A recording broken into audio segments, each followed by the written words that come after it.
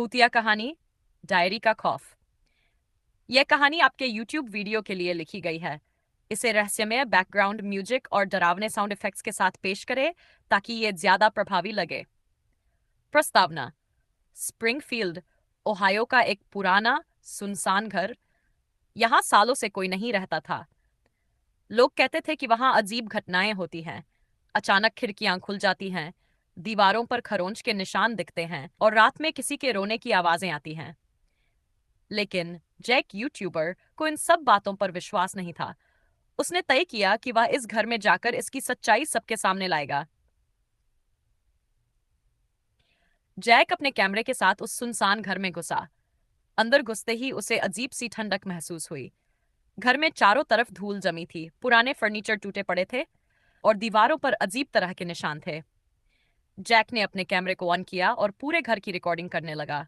अचानक उसे एक पुरानी चमड़े की डायरी मिली जिस पर खून के सूखे धब्बे थे। जैसे ही उसने डायरी खोली, उसकी आंखें फटी रह गई।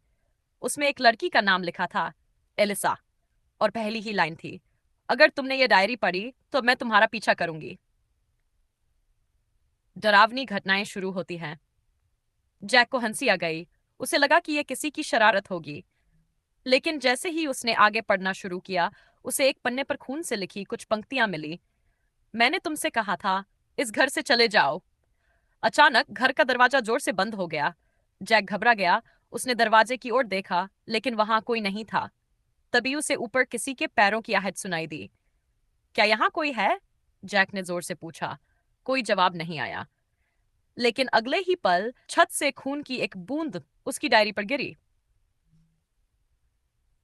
जैक का दिल तेजी से धड़कने लगा। उसने ऊपर जाने का फैसला किया। सीढ़ियों पर चढ़ते ही किसी के सिसकने की आवाजें सुनाई दी। वह धीरे धीरे एक कमरे की ओर बढ़ा। कमरे का दरवाजा जरा सा खुला था।